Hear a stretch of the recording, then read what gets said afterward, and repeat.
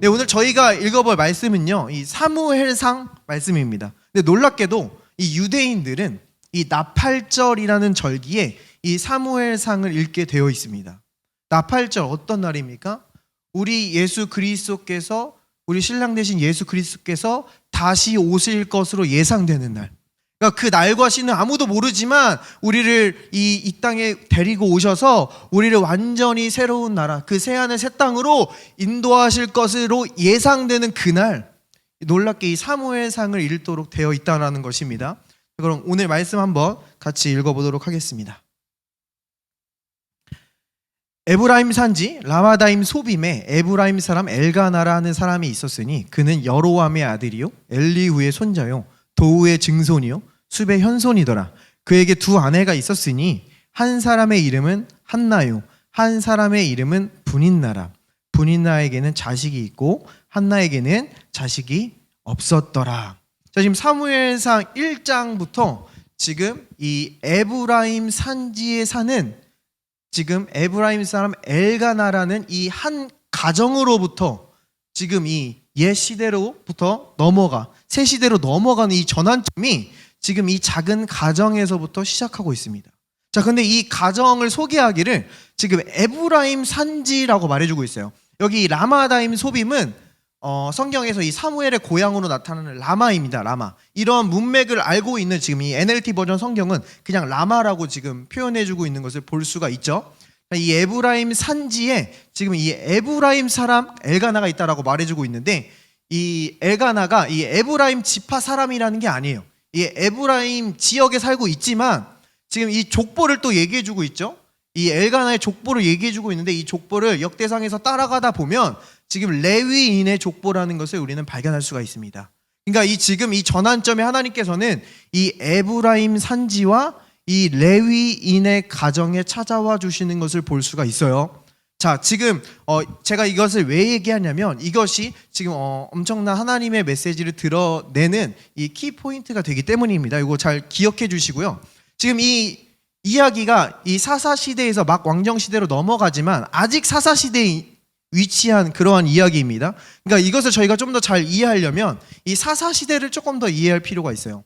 근데 이 사사시대를 잘 보여주는 이 사사기의 가장 마지막 부분인 이 17장부터 21장까지의 내용이 이 사사시대의 이 무드와 이 분위기를 우리에게 잘 보여줍니다.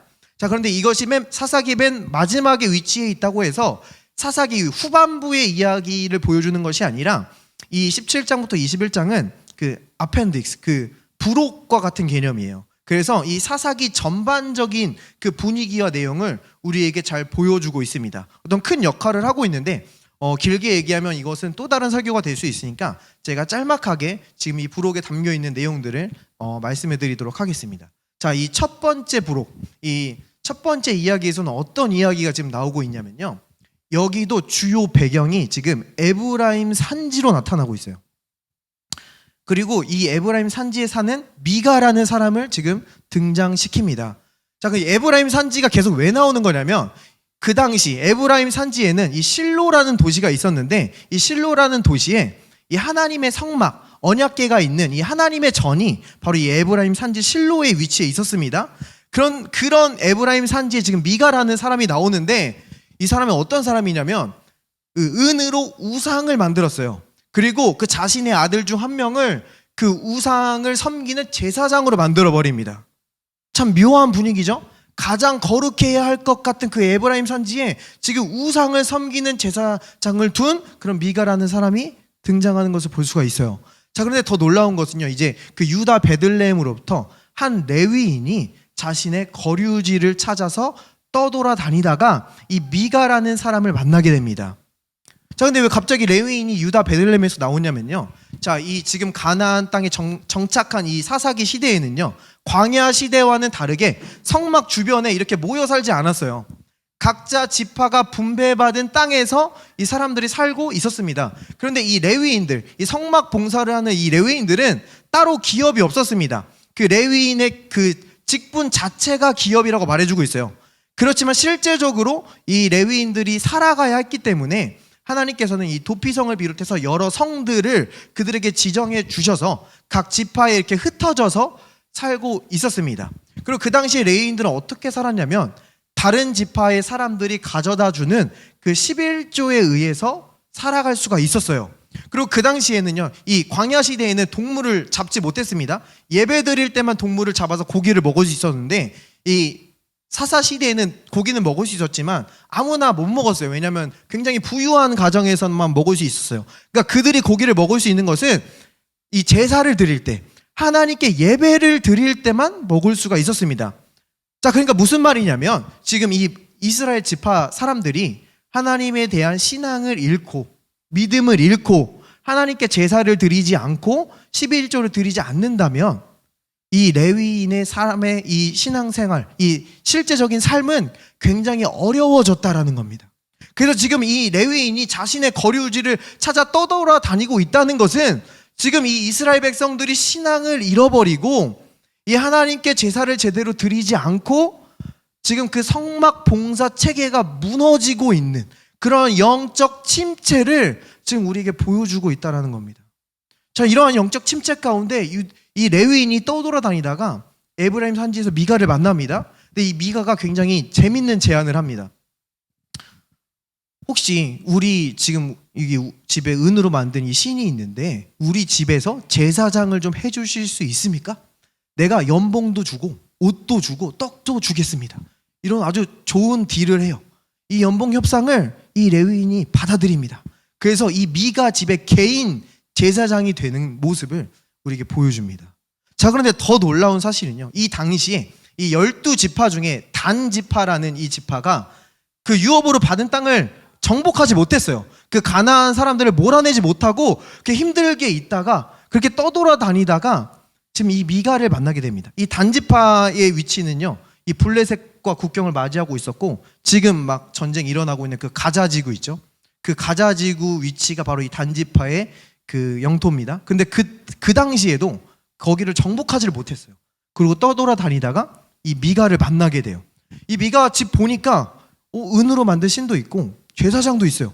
이게 왠지 우리를 좀 도와줄 것 같은 거예요. 그래서 지금 이 미가의 집에 가서 그 우상을 훔치고 이 제사장에게 또 제안을 합니다. 너 이 한 집의 제사장 할래? 한 지파의 제사장 할래? 이 레위인 입장에서는 더 큰 협상이 들어온 거예요. 옳다구나, 이것이 내가 살 길이구나 하고 이 레위인은 이 딜을 받아들입니다. 근데 이 단지파와 레위인은 다시 이 단지파의 땅, 그 가자지구로 돌아간 것이 아니라 거긴 정복하기 너무 어려우니까 어디 산골짜기 마을, 아주 평화롭게 살고 있는 그런 라이스라는 성, 이 이스라엘의 최북단에 있거든요. 거길로 올라가서 그 라이스의 성에서 자기들끼리 갇혀서 이 자신들의 우상과 신을 섬기면서 살게 되었습니다. 정말 이 이스라엘에서 일어날지 않을 것 같은 일이 지금 이 사사시대에 일어나고 있는 것을 지금 우리에게 보여주고 있는 겁니다. 자, 근데 이 두 번째 부록에 나와 있는 이야기가 더 참담합니다. 자, 이번에도 이 두 번째 부록에서 나오는 주요 배경이 바로 에브라임 산지예요. 가장 거룩해야 될 것 같은 그곳. 또 레위인이 이 주인공으로 등장합니다. 그런데 이번 레위인은 첩이 있었어요. 첩. 이 첩이 유다 베들레헴 쪽에 있었습니다. 근데 같이 살다가 도망갑니다. 자기 집으로 도망가요. 그래서 이 레위인은 안 되겠다 하고 이 선물을 싸들고 이 첩의 마음을 돌리기 위해서 베들레헴으로 이제 여행을 떠납니다. 근데 갔는데 이 첩의 그 장인 어른이 굉장히 엄청나게 환영해줘요. 좀 지나치게 환영을 해줘가지고 이 레위인이 원래 금방 돌아오려고 했는데 계속 이 장인 어른과 마시고 먹고 하다가 그 떠날 시기를 계속 놓쳐버립니다. 그러니까 지금 이 레위인은 사실 성막 봉사를 아직까지 하고 있는 것으로 보여요. 그래서 그 시간에 맞춰서 빨리 돌아가려고 계속 시도를 하지만 이 장인에게 붙잡혀서 돌아가지 못하는 모습을 보여주다가 결국 이 다섯째 날 오후나 돼서야 안 되겠다 하고 결단을 하고 이제 돌아가기 시작해요. 근데 이게 너무 늦게 돌아가기 시작해서 원래 그냥 돌아갈 수 있는 거리인데 이 해가 짐으로 유숙할 동네를 찾게 됩니다. 그때 이 레위인은 이 베냐민 지파에 속한 이 기브아란 마을 속에 들어가게 돼요. 그래서 이제 유숙할 곳을 찾고 있는데 원래 이 이스라엘의 그 율법에는 이 나그네와 손님을 극진히 모시도록 되어 있거든요. 근데 아무도 지금 이 레위인에게 관심이 없는 거예요. 그래서 나 홀로 막 이렇게 서 있는데 어떤 한 노인이 등장합니다. 근데 이 노인은요, 이 베냐민, 이 기브아에 속한 사람이 아니라 그 동네에 살고는 있지만 에브라임 산지 사람이라고 말해요. 그러니까 지금 이 레위인은 고향 사람을 만난 겁니다. 이 고향 사람, 이 노인이 자신의 집으로 초대해줘요. 자, 그런데 이때 일이 발생합니다. 이 소식을 들은 이 베냐민 지파 사람들, 그 불량배들이 나와서 이 노인의 문을 두드리더니 이 사람을 우리에게 보내라. 우리가 이 사람과 관계하겠다라고 말해주는 장면이 보입니다. 자, 이 장면 어디서 본 것 같지 않습니까? 어디서 봤습니까? 이 천사들이 소돔과 고모라에 살고 있던 이 롯을 찾아가서 문을 두드리면서 이 사람을 우리에게 내보내라. 우리가 이 사람과 관계하겠다. 이 사람과 우리가 동성 성관계를 하겠다라고 그 주장하는 동일한 장면이 지금 이 가나안 땅에서 지금 이 레위인의 이야기 속에 드러나고 있다는 겁니다. 자, 그러니까 지금 이것은 무엇을 보여주는 거냐면 지금 이 이스라엘 백성들이 가나안 땅을 정복한 게 아니라 완전히 소돔과 고모라화 되어버렸다는 거예요. 가나안화 되어버린 이 장면을 우리에게 보여줘요. 물론 이 노인은 그것을 거절합니다. 그렇지만 이 레위인이 그렇게 찾아왔던 첩을 이 불량배들에게 내주게 되고 결국 이 첩은 죽게 됩니다. 이 소식을 온 지파에게 알리게 되고 온 지파는 몰려와서 이 베냐민 지파, 같은 하나님의 백성을 완전히 몰살시켜버려요. 그래서 베냐민 지파가 남자 600명밖에 남지 않습니다. 자, 지금 약속의 땅에 들어왔거든요. 하나님이 주신 유업을 차지했습니다. 그런데 이들이 그 가나안 백성들을 몰아내지 못하고 오히려 이 장막 주변에 살던 그 광야 시대와는 더 타락해서 하나님을 떠나버리고 완전히 가나안화 되어서 오히려 자기들끼리 싸우고 자기의 동족을 몰살시켜버리는 이러한 쇠퇴한 가정을 이 사사기 부록을 통해서 그 무드와 그 분위기를 우리에게 보여주고 있다는 거예요. 성경은 그 이유를 반복해서 이렇게 이야기하는 것을 볼 수 있습니다. 그때 이스라엘에 왕이 없으므로 사람이 각기 자기의 소견에 옳은 대로 행하였더라. 그러니까 지금 이스라엘 백성들에게 이 진정한 왕이 필요함을 말해주고 있는 겁니다.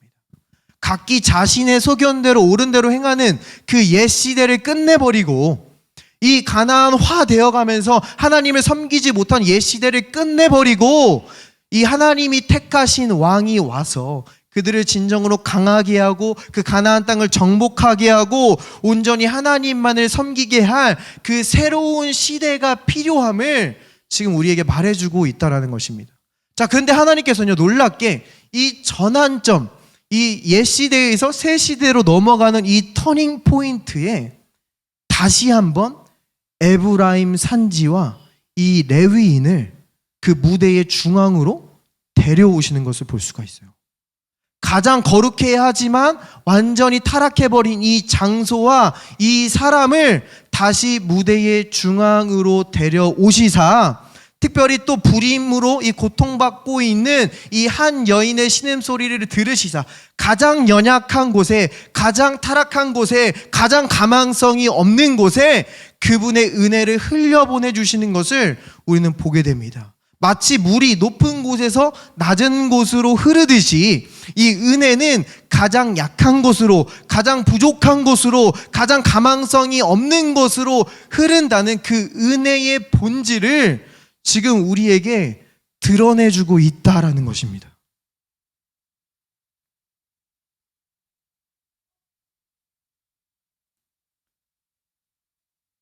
자, 그래서 이러한 하나님의 은혜의 방법은요, 어떤 새 시대를 열 때, 과거의 시대로부터 새 시대를 열 때 어떤 준비되어 보이는 사람, 어떤 뭔가를 갖춰 보이는 사람을 사용하셔서 하나님의 새로운 역사를 드러내는 것이 아니라 정말 우리가 걱정하고 염려하고 있는 바로 그 일, 우리가 가장 약하다고 생각하는 그 시점을 하나님께서 선택하시사 그때에 그 부분으로 은혜를 흘려 보내주셔서 이 하나님의 은혜를 드러낸다라는 사실입니다.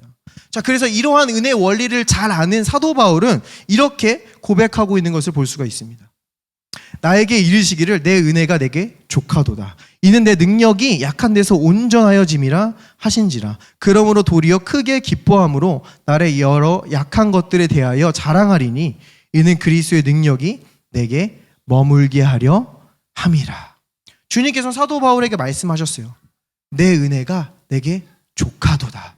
충분하도다. 너희가 어떤 어려움과 어떤 연약함에 처해 있든지 그 모든 것을 극복할 만큼 내 은혜는 너에게 충분하다 말씀해주고 있습니다. 그래서 진짜 하나님의 사람들과 이야기해 보면요, 그 사람의 어떠함이 드러나지 않습니다. 그 사람이 어떻게 성취했고 무엇을 했고 그 사람의 히스토리가 드러나는 것이 아니라 His story, 그분의 역사가 그 사람의 삶 가운데 가득하다라는 것입니다.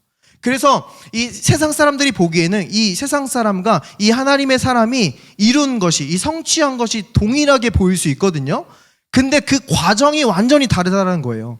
이 세상의 사람은 자신의 애씀과 자신의 노력과 자신의 스트레스로 그 과정이 가득 차 있습니다. 자, 그런데 하나님의 사람은요, 그 업적과 그 성취를 이루기까지 그 과정이 하나님을 향한 찬양과 감사와 예배로 채워져 있어요. 왜냐하면 하나님께서 다 하셨기 때문이에요.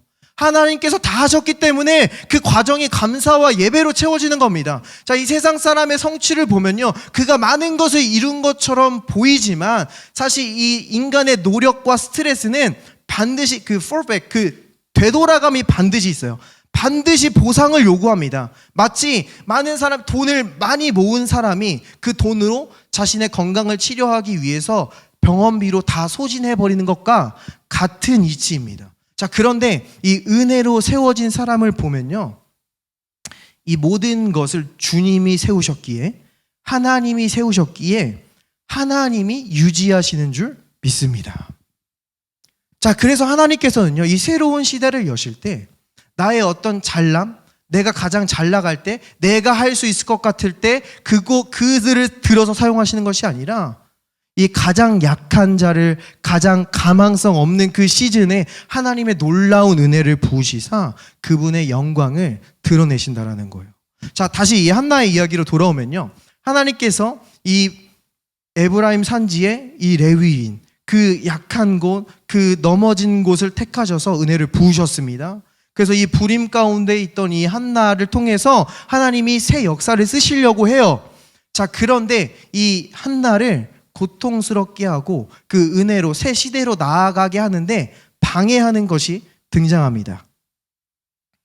엘가나가 제사를 드리는 날에는 제물의 분깃을 그의 아내 분인나와 그의 모든 자녀에게 주고 한나에게는 갑절을 주니 이는 그를 사랑함이라. 그러나 여호와께서 그에게 임신하지 못하게 하시니 여호와께서 그에게 임신하지 못하게 하심으로 그의 적수인 분인나가 그를 심히 격분하게 하려 괴롭게 하더라. 매년 한나가 여호와의 집에 올라갈 때마다 남편이 그같이 하매 분인나가 그를 격분시키므로 그가 울고 먹지 아니하니. 자, 이 이야기를 보면요, 한나는 분명히 남편에게 굉장히 사랑받는 사람이라는 것을 알 수 있어요. 그런데 아이가 없었습니다. 그런데 이 다른 아내 이 분인나가 그 약점을 가지고 계속해서 이 한나를 격분시키는 것을 볼 수가 있어요. 자, 근데 이 분인나를 성경은 지금 적수, 라이벌로 지금 표현하고 있습니다. 자, 근데 이 라이벌에 해당하는 이 히브리어는 어떤 의미도 가지고 있냐면 세컨 와이프라는 의미도 가지고 있어요. 자, 그러니까 지금 이야기 맥락이 보이시죠? 그래서 이 이야기를 해석하는 이 유대인의 미드라시, 유대인의 그 주석을 보면요, 원래 이 한나가 이 엘가나가 한나를 너무나 사랑해서 결혼을 했어요.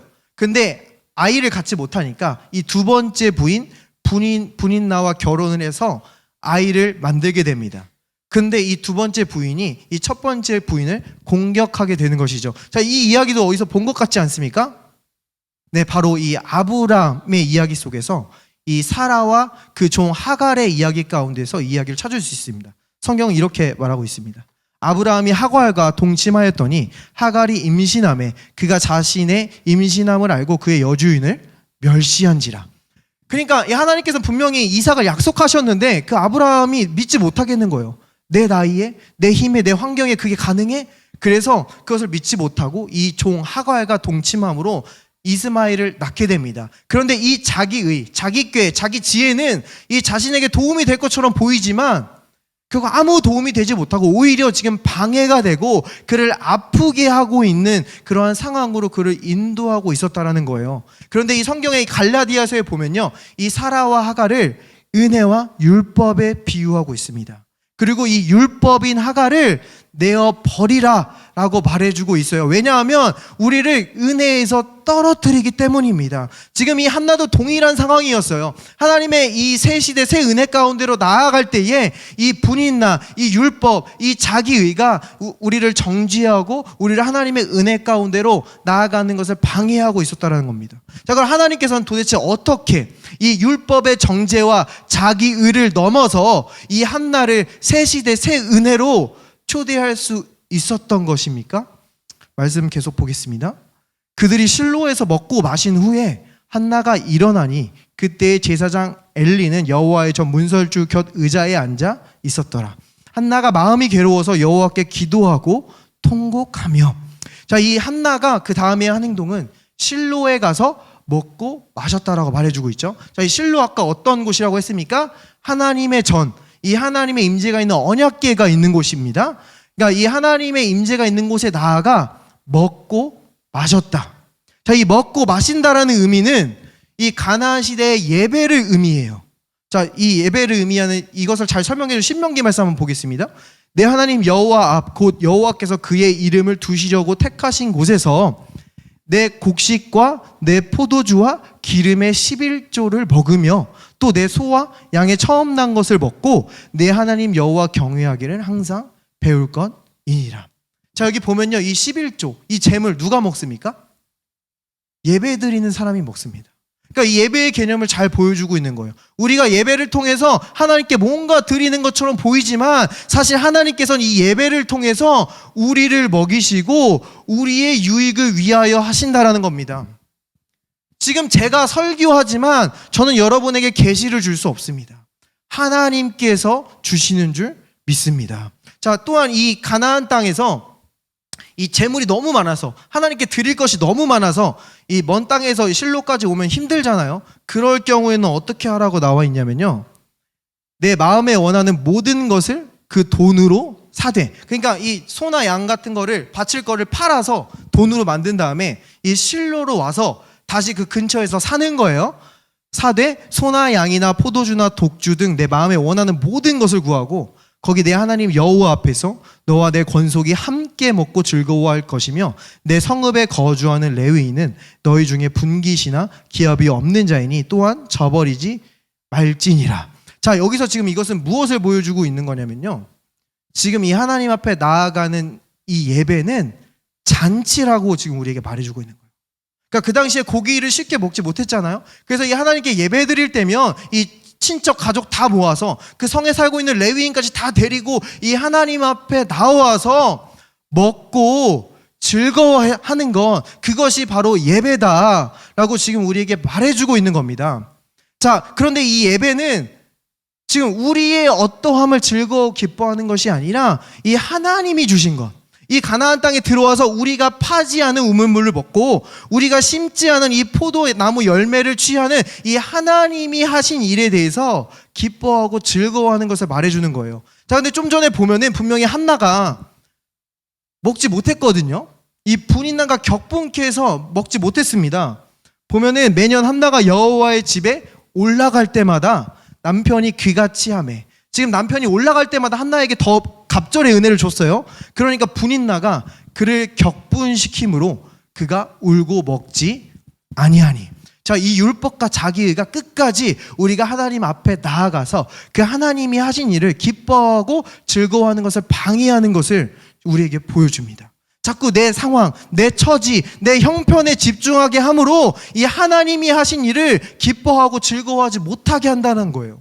자, 그럼 도대체 이 한나는 이 율법의 정죄와 이 자기의의 방해로부터 어떻게 벗어나서 지금 이 하나님의 잔치상에 참여할 수가 있게 된 겁니까? 자, 우리는 이것을 이 누가복음에 나오는 이 예수님의 큰 잔치 비유를 통해 힌트를 얻을 수 있습니다. 예수님께서 누가복음 14장에서 이 큰 잔치 비유를 말씀해 주셨어요. 이 어떤 주인이 큰 잔치를 열었습니다. 이 큰 잔치라 하면요, 공짜로 초대했지만 큰 대가가 치러졌다는 거예요. 큰 대가를 치렀지만 공짜로 지금 사람들을 초대하고 있다는 거예요. 자, 그런데 사람들은 이 잔치에 초대되는 것을 거절합니다. 어떤 사람들이 거절합니까? 자신의 어떠함이 있는 사람, 나 밭 좀 있는 사람, 나 소 좀 있는 사람, 나 가정 좀 있는 사람들이 나는 그 잔치가 굳이 나에게 필요 없습니다 하고 이 잔치에 초대되는 것을 거부하는 것을 보여줘요. 자, 그러면 결국 주님께서는 그러니까 이 종을 통해서 이렇게 말씀하시는 것을 보여주십니다. 주인이 종에게 이르되 길과 산울타리로 나가서 사람을 강권하여 데려다가 내 집을 채우라. 여기서 이 종은 성령 하나님을 나타내는 겁니다. 이 성령 하나님께서 우리에게 다가오셔서 우리를 강권하는 겁니다. 컴펠하는 거예요. 그러니까 우리에게 계속해서 이 복음을 듣게 하시고 이 은혜를 보게 하시고 이 우리에게 계속해서 말씀하시는 말미암아 우리의 마음을 새롭게 하신다라는 거예요. 강권하신다라는 거예요. 이렇게 강권하셔서 우리의 이 높은 자기의의 이 방해를 넘어서 이 율법의 정죄를 넘어서 우리를 이 하나님의 잔치상으로 초대해 주신다라는 겁니다. 그래서 이 한나는요, 이 잔치상에 초대돼서 먹고 마셨어요. 자, 여기서 먹고 마시는 것이 무엇이라고 했습니까? 이 한나가 가져오는 이 번제물, 화목제물은 예수님의 십자가 희생을 말해주는 거예요. 그러니까 이 하나님의 앞에 나와서 먹고 마시는 것은 내가 이렇게 수고했어, 내가 이렇게 노력했고 내가 이만큼의 커리어를 쌓았어, 나의 어떠함을 자랑하고 기뻐하고 즐거워하는 것이 아니라 예수님께서 십자가에서 이루신 일, 그분이 완성하신 일을 기뻐하고 즐거워한다라는 것입니다. 주님께서 십자가에서 채찍에 맞으심으로 내가 나음을 입었다. 주님께서 고난 당하셨으므로 내가 평안을 누린다. 그분께서 가난하게 되심으로 내가 부욕해 되었고 의로운 자가 불의한 자를 대신하셨으므로 나의 모든 죄를 깨끗게 하셨으므로 내가 이 의인의 축복과 유업을 누리게 되었다라는 이 주님께서 하신 일을 기뻐하고 즐거워한다라는 겁니다. 이렇게 우리가 주님께서 하신 일을 기뻐하고 즐거워할 때 우리 삶 속에 무언가 일어납니다. 우리 삶 속에 무언가 선한 일이 일어납니다. 지금 이 한나가 주님 앞에 나와서 주님이 하신 일을 기뻐하고 즐거워하고 먹고 마시니까 이 한나가 어떻게 됐다고 나와요? 쿰, 일어났다라고 나와요. 이 달리다 쿰이, 소녀여 일어나야 할 때, 그건 물론 아람어지만 같은 어원을 공유하고 있어요. 이 한나가 더 이상 슬픔과 좌절 가운데 넘어 있는 것이 아니라 주님이 하신 일을 먹고 마심으로 일어났다. 자, 성경은 그런데 이 한나가 단지 일어났을 뿐만이 아니라 성령께서 그가 일어나게 하셔서 지금 이 한나를 어딘가로 인도하고 계십니다. 그들이 실로에서 먹고 마신 후에 한나가 일어나니 그때의 제사장 엘리는 여호와의 전 문설주 곁 의자에 앉아 있었더라. 자, 한나가 일어나서 향하게 된 곳은 이 하나님의 성막의 문설주입니다. 이 문설주에 해당하는 히브리어 메추사라는 이 단어는요, 그 move, 이 움직이다, 이동하다라는 그런 어근을 가지고 있어요.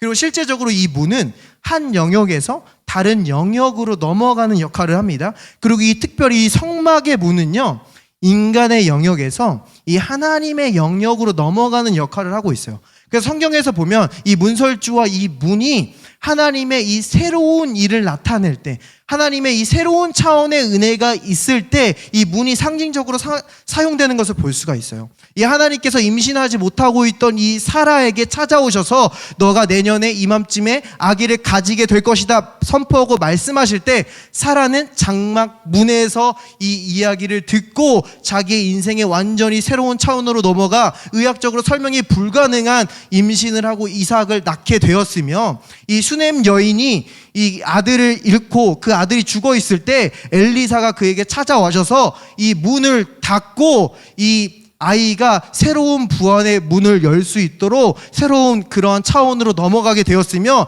이스라엘 백성들이 광야 노예 생활에서 벗어날 때에 이 문설주의 그 어린 양의 피를 발름으로 말미암아 자유의 시대, 새 시대로 향할 수 있었는 줄 믿습니다. 이 문과 문설주는 이렇게 새로운 시대를 여는 그런 상징으로 사용되고 있어요. 그래서 지금 하나님께서는요, 이 사사시대, 거의 한 4세기 동안 이스라엘 백성들이 그 가나안의 죄와 그런 가나안인들의 핍박과 그 고통 속에 사는 것을 이제 끝낼 때가 됐다라고 판단하셨습니다. 이제 새 시대를 열 때가 되었다. 그래서 하나님께서는 그 가장 낮은 곳으로, 가장 연약한 곳으로 이 불임의 고통 가운데 있는 이 한나의 가정에 은혜를 흘려보내시사 한나를 주님의 이 임재 앞에 나와 먹고 마시게 하시며 이 하나님의 문 앞으로 인도해 주시는 것을 우리는 보게 됩니다. 자, 근데 성경은요, 궁극적으로 이 문을 예수님의 말씀을 통해서 이렇게 나타내고 있습니다. 내가 문이니 누구든지 나로 말미암아 들어가면 구원을 받고 또는 들어가며 나오며 꼴을 얻으리라. 우리를 새 시대로 인도할 수 있는, 우리를 이 인생의 새로운 차원으로, 새 구원으로 인도하실 수 있는 문은 오직 예수 그리스도이신 줄 믿습니다. 우리는 오직 이 예수 그리스도를 통하여서만 내 앞에 이러한 새로운 문제들 속에서 우리는 새로운 은혜를 받아 새로운 차원으로 나아갈 수 있다라는 거예요. 오직 이 예수 그리스도 안에서 이 하늘과 땅이 만나는 겁니다. 그래서 사실 이 성막은요, 성경에서 다른 표현으로 더 타버나클 오브 더 미팅이라고 나와주고 있어요. 더 텐트 오브 미팅. 그러니까 이 성막 안에서, 이 언약궤 안에서, 이 예수님 안에서 이 하늘과 땅이 만나는 것입니다. 온전히 우리는 이 예수님을 통해서 지금 우리에게 필요한 돌파구를 받을 수 있고, 오직 이 예수 그리스도를 통해서 이 땅의 자원이 아니라 하늘의 자원으로부터 우리는 공급받을 수 있으며, 우리는 우리의 인생의 새로운 이야기를 쓰시는 하나님의 역사 가운데로 나아갈 수 있는 줄 믿습니다. 자, 저희가 근데 마지막으로 살펴볼 것은요, 이 한나가 이 문 앞에 섰을 때 거기 동일하게 있던 것이 있어요. 그들이 실로에서 먹고 마신 후에 한나가 일어나니 그때의 제사장 엘리는 여호와의 전 문설주 곁 의자에 앉아 있었더라. 한나가 이 문 앞에 섰거든요. 근데 거기에 이 제사장 엘리가 있었습니다. 이 제사장 엘리는 그 당시 사사고 그 당시 제사장이었어요.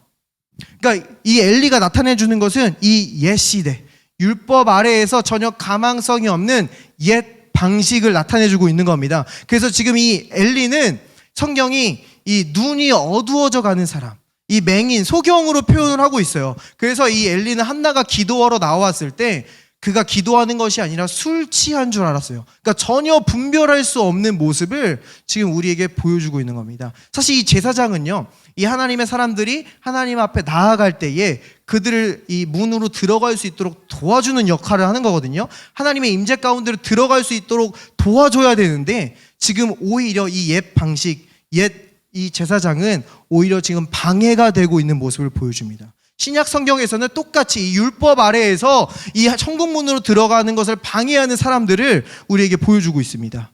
화했을진저 외식하는 서기관들과 바리새인들이요, 너희는 천국문을 사람들 앞에서 닫고 너희도 들어가지 않고 들어가려 하는 자도 들어가지 못하게 하는도다.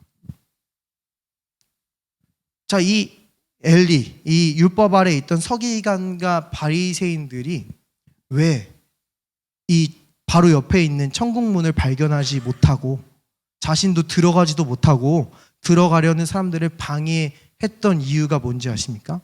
신약 성경은 우리에게 분명하게 말해주고 있어요. 그러므로 너희가 더욱 힘써 너희 믿음의 덕을, 덕의 지식을, 지식의 절제를, 절제의 인내를, 인내의 경건을, 경건의 형제 우애를, 형제 우애의 사랑을 더하라. 이런 것이 너희에게 있어 흡족한즉 너희로 우리 주 예수 그리스도를 알게 게으르지 않고 열매 없는 자가 되지 않게 하려니와, 이러한 것이 없는 자는 맹인이라 멀리 보지 못하고 그의 옛 죄가 깨끗하게 된 것을 잊었느니라. 그러니까 앞에 나와 있던 이 새 은혜를 누리지 못하는 이유가 뭐라고 말해주고 있어요? 우리의 모든 옛 죄가 깨끗하게 된 것을 잊었기 때문에. 즉 우리가 살아가면서 우리의 옛 죄가 깨끗하게 된 것을 잊게 되면요, 율법으로부터 정죄받게 돼 있어요. 이 자기 의로부터 방해받아서 우리에게 새로운 은혜와 새로운 문이 나타났지만 그것을 보지 못하고 방황하고 우리의 모습을 발견할 수가 있다는 것입니다. 반대로 우리의 모든 죄가 십자가에서 끝났음을 믿는다면, 우리의 모든 옛 과거와 모든 실수와 이 모든 좌절들이 예수 그리스도의 십자가에서 끝났음을 믿는다면, 어떠한 율법의 저주가 있더라도, 우리의 어떠한 자기의의 방해가 있더라도 우리는 담대하게 우리의 구원의 문 대신 예수 그리스도께로 나아가서 우리에게 필요한 우리의 돌파구를 받을 수 있는 줄 믿습니다. 우리를 새롭게 하시는 그 하나님의 새로운 역사 가운데로 나아갈 수 있는 줄 믿습니다. 이것이 우리를 새로운 차원의 새로운 시대로 인도하시는 하나님의 유일한 방법입니다. 우리 이 시간 이 말씀을 가지고 함께 기도했으면 좋겠습니다. 자, 지금 현재 상황이 인생의 어떤 새로운 국면을 맞아서 어떤 새로운 어려움과 새로운 문제 가운데로 걱정과 염려 가운데 계신 분이 있을 수 있어요.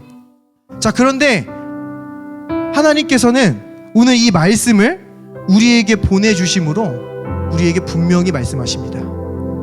내가 너희 삶 속에 새 일을 행하리라. 그것이 지금 시작되리라. 너희에게 계속돼서 찾아오는 그 모든 어려움과 모든 시련을 넘어서는 새로운 은혜가 grace upon grace, 은혜 위에 은혜, 새로운 은혜를 우리에게 계속해서 부어주실 줄 믿습니다.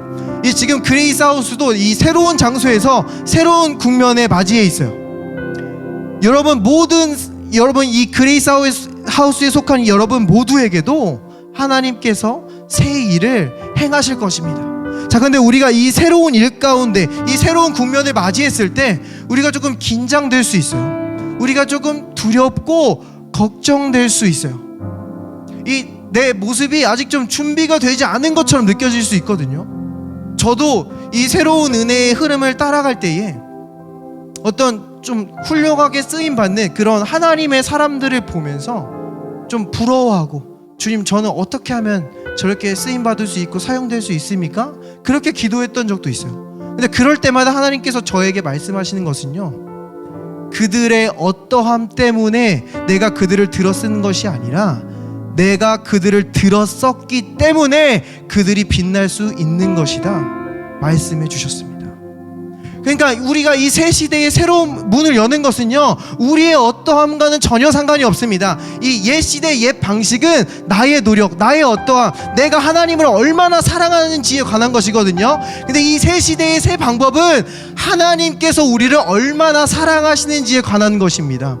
하나님께서 우리를 얼마나 사랑하시기에 그 독생자 예수 그리스도를 주셨는지, 그분께서 하신 일을 바라보고 우리의 모든 옛 과거와 죄를 끝낸 그 예수 그리스도의 복음을 바라보고 먹고 마실 때 우리는 우리를 향한 그분의 충만한 목적을 누리고 그 새로운 차원에서 하나님의 새로운 은혜로 살아갈 수 있는 줄 믿습니다. 이 시간 우리는 주님의 임재 앞에 모였습니다. 우리의 구원의 문 대신 예수님 앞에 나아갑니다. 이 시간 영으로 주님 앞에 기도하겠습니다. Let us pray in spirit. 주님, 이 시간 주님의 선택받은 하나님의 자녀들을 어떠한 율법의 정죄와 자기의의 방해에도 불구하고 성령께서 강건하여 주시사 우리가 다시 이 하나님의 임재 앞에 모이게 하시니 감사합니다. 이 시간 주님의 복음을 선포하시고 그 주님께서 하신 일을 듣고 먹고 마시게 하시니 감사합니다. 이 시간 주님께서 이 하늘의 문을 통하여서 우리에게 선포하십니다.